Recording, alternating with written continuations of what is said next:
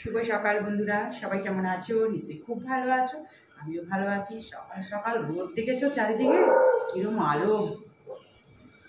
মেয়ে আজকে বেরোবে ঠিক 1:45 এরকম নাগাদ। তাহলে বুঝতে পারছো তখন কি পরিস্থিতি।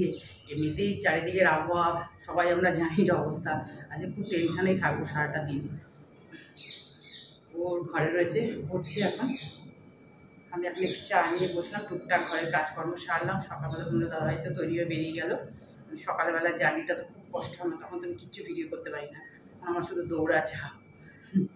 যাই হোক, এখন চাটা খেয়ে রান্নার দিকে যেতে হবে।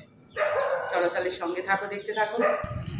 দেখো টুকটাক ঘরের কাজকর্ম সেরে তারপর টিফিনের দিকে চলে আসলাম, যে টিফিনটা তৈরি করে নিই।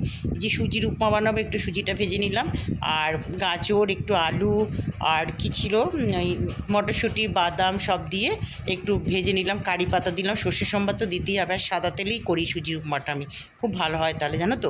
ভাজা সুজিগুলোতে একটু নাড়াচাড়া করে দিলাম, আর এটাতে মেন অল্প একটু পরিমাণে নুন দিলাম, আর একটু 2-1টা চিনির দানা দিলাম। এটা তো ঝাল ঝাল হবে, কাঁচা লঙ্কা টাকা সবই দিয়েছি। আর জলটা দেখেছো তো, একদম অল্প, মানে জল সামান্য দিতে হবে বাস। এবার খুব নাড়তে হবে, মানে একদম পুরো ঝুরঝুরে হবে দেখো। আর ঝুরঝুরে হলে না, যত ঝুরঝুরে হবে খেতে খুব ভালো লাগে।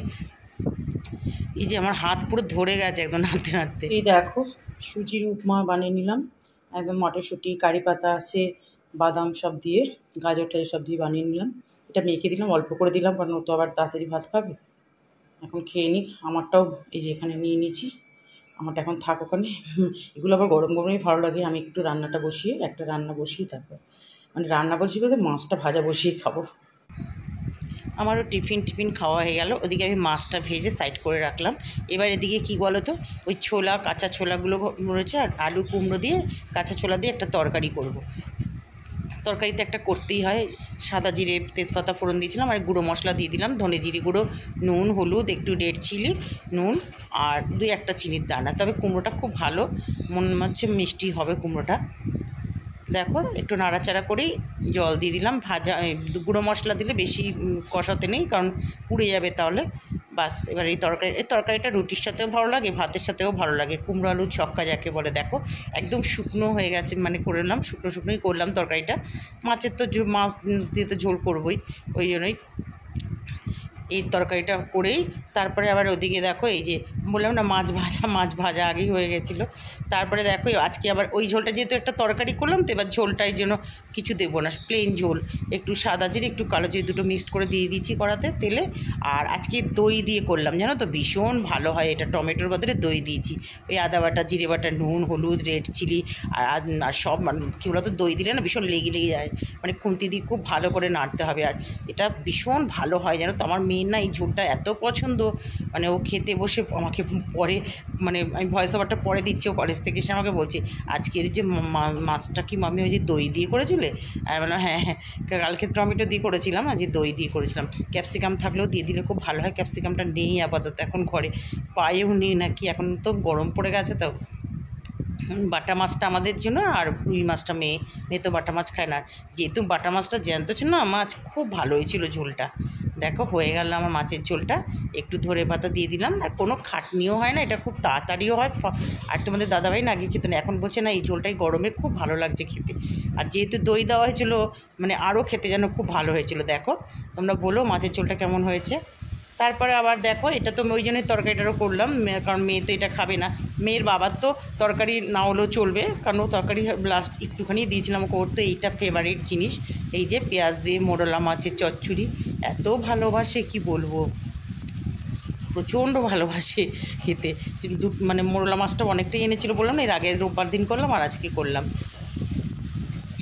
দেখো পেঁয়াজ, কাঁচা লঙ্কা দিয়ে, নুন, হলুদ দিয়ে প্লেনে যে ছড়িয়ে একটু দিয়ে ঢাকা দিয়ে দেবো, দিয়ে গ্যাসটা সিম করে দেবো। আর বারবার একটু খুলে নাড়াচাড়া করতে হবে। এদিকে ভাতটাও বসিয়ে দিলাম ওদিকে। এই দেখো গ্যাসটা সিম করে দিলাম। এই যে মাঝে মাঝে একটু খুলে নাড়াচাড়া করতে হয় না, আর এই সাঁড়াশি দিয়ে ধরেই নাড়াচাড়া করি, না তো পুড়ে যাবে। এই দেখো পুরো ঝুরঝুরে হয়ে যাচ্ছে একদম, পুরো মাছগুলো দেখো গোটা গোটা থাকে, আর পুরো ক্রিস্পি টাইপের হয়ে যায়, তো ভীষণ ভালো লাগে। রাত্রিবেলা তো ভাতটা সদ্য গরম থাকে, খেতে খুব ভালো লাগে এই মাছটা দিয়ে। তারপরে তো বাসন টাসন সব মাজা হয়ে গেছে। তোমরা তো জানো রান্না করতে করতে সিঙ্কে বাসন মানে পড়লেই আমি মেজে দিই।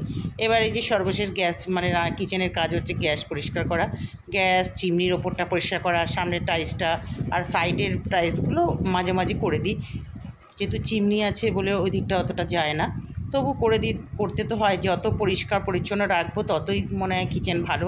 আর কিচেন দেখবে একটু পরিষ্কার পরিচ্ছন্ন থাকলে ভালোও লাগে। তারপর কি বলো তো, রান্না করতে করতে তো চিমনি চলে বলে জানলা খুলতে পারি না, পরে খুলে দিই জানলা। পুজো দেওয়া হয়ে গেল, মেয়ে বেরিয়ে গেল 1:30টার সময়, তারপর উঠলাম পুজো দিতে। কী রোদ বাবা। এখন বেশ একটু বেল পাতাটা বেশ সুন্দর ছাদ থেকে পাততে পারছি তো, সামনের ডালটা তাও তো ঝড়ে ভেঙে গেছে। বেশ শিবলিঙ্গে একটু অপরাজিতা ফুল আর বেল পাতা দিলেই বেশ ভালো লাগে। হয়ে গেল পুজো দেওয়া।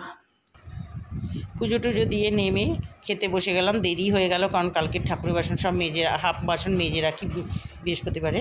এই দেখো খেতে বসে গেছি। ওই যে আলু কুমড়োর তরকারি নিলাম, মোরলা মাছের চচ্চড়ি, কালকের পটল চিংড়ি ছিল সেটাও নিয়ে নিলাম, মাছের ঝোল, দই। তবে একটু তরকারিটা কমিয়ে রাখতে হবে, বুঝতে পারিনি যে পটল চিংড়িটা ছিল। তাহলে এখন খাওয়া দাওয়া করে নিই। বন্ধুরাই দেখো, মেয়ের ঘরে এসে একটু বসলাম, মেয়ে একটু পড়ছে, ওই কম্পিউটারে কাজ করছে, টিফিন খাচ্ছে, আমার খাওয়া হয়ে গেছে। এখানটা বেশ পেছন দিক দিয়ে খুব সুন্দর হাওয়া আসছে। আর এই যে রবীন্দ্রনাথের ছবিটা দেখছো না, এটা তোমাদের দাদাভাইয়ের নিজের হাতে আঁকা। অনেক দিন কাজ, যখন কলেজে পড়তো তখনই এঁকেছিল, সেটাকে এখনও যত্ন করে রেখে দিয়েছি। এই ঘরটা বেশ ঠান্ডা হাওয়া দেয়। পিছনে জানলাটা খোলা আছে, পুকুরটা একটা পুকুর আছে, পুকুরে জল নেই, জঙ্গল হয়ে গেছে। গাছ টাছ আছে তো পেছনে, পাশের বাড়ি ওদের গাছ টাছ আছে, খুব সুন্দর হাওয়াটা দেয়, বেশ ভালো লাগে। এই দেখো বন্ধুরা, খুব ঝড় উঠে গেছে, দেখতেই পাচ্ছ।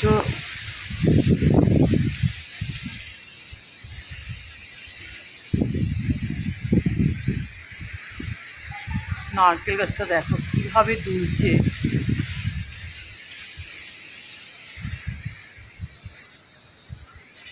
খুব সুন্দর হাওয়া দিচ্ছে, খুব ভালো লাগছে, বেশ ঠান্ডা হয়ে গেল পুরো।